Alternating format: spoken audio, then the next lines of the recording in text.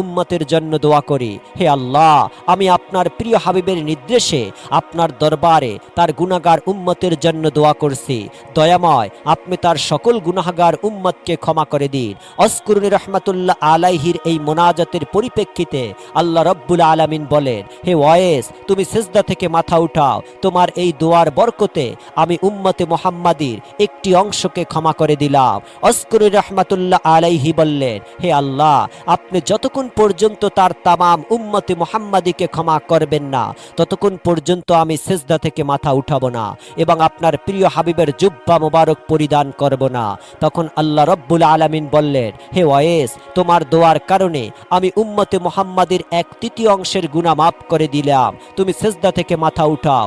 অস্কুরুনি রহমাতুল্লাহ আলাইহি বললেন, হে আল্লাহ, যতক্ষণ না আমি আপনার প্রিয় হাবিবের সমস্ত উম্মতের গুনাহগুলো মাফ করবেন, ততক্ষণ পর্যন্ত আমি সিজদা থেকে মাথা উঠাবো না এবং আপনার প্রিয় হাবিবের জুব্বা মোবারক আমি গায়ে দিব না। তখন আল্লাহ রব্বুল আলামিন বললেন, হে ওয়াইস, তোমার দোয়ার কারণে আমি অর্ধেক উম্মতে মুহাম্মাদের গুনাহ মাফ করে দিলাম। তুমি সিজদা থেকে মাথা উঠাও। অস্কুরুনি রহমাতুল্লাহ আলাই পুনরায় আল্লাহ রব্বুল আলামিনের দরবারে আরজ করলেন, হে আল্লাহ, আপনি তামাম উম্মতে মুহাম্মাদের গুনাহগুলো মাফ করে দিন। তখনই কেবল আমি সিজদা থেকে মাথা উঠাবো।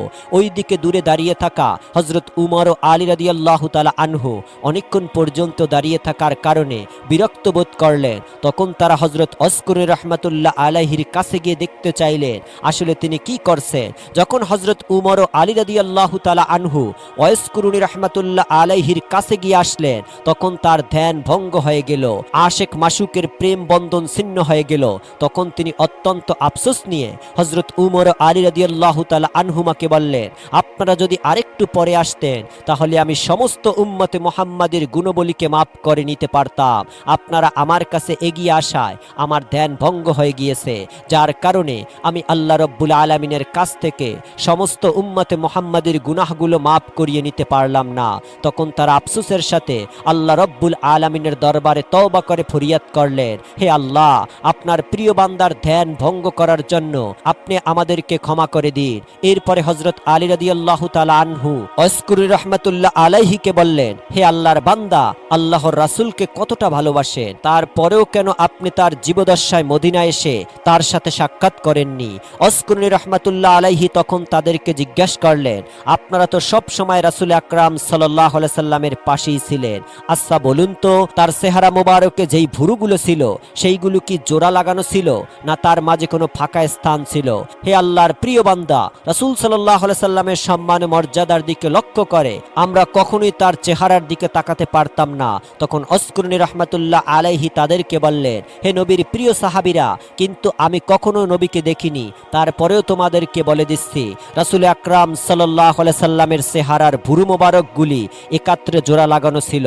মূলত রাসূল আকরাম সাল্লাল্লাহু আলাইহি সাল্লামকে দেখার প্রবল বাসনা আমার মনেও ছিল, কিন্তু আমার একজন বৃদ্ধা অসুস্থ মা ছিল, তার সেবা যত্ন করার মতো আমি ছাড়া এই পৃথিবীতে আর কেউই ছিল না। তাই তাকে ফেলে রাসূলের সাক্ষাৎ করার জন্য আমি কখনোই যেতে পারিনি। এরপর হযরত উমর রাদিয়াল্লাহু তাআলা আনহু অস্কুরুনি রহমাতুল্লাহ আলাইহির কাছে আরজ করলেন, আপনি আমার জন্য আল্লাহর কাছে একটু দোয়া করুন। অস্কুরুনি রহমাতুল্লাহ আলাইহি বললেন, আমি কোনো ব্যক্তি বিশেষের জন্য দোয়া করি না, আমি আল্লাহর কাছে প্রতি নামাজের পরে দোয়া করি, তোমার প্রিয় হাবিবের যেই সকল উম্মতের ঈমান নিয়ে দুনিয়া থেকে বিদায় গ্রহণ করবে তাদেরকে তুমি ক্ষমা করে দাও। অতএব আপনি যদি ঈমান নিয়ে এই দুনিয়া থেকে বিদায় গ্রহণ করতে পারেন তাহলে আমার এই দোয়া পরকালে আপনাকে খুঁজে নিবে।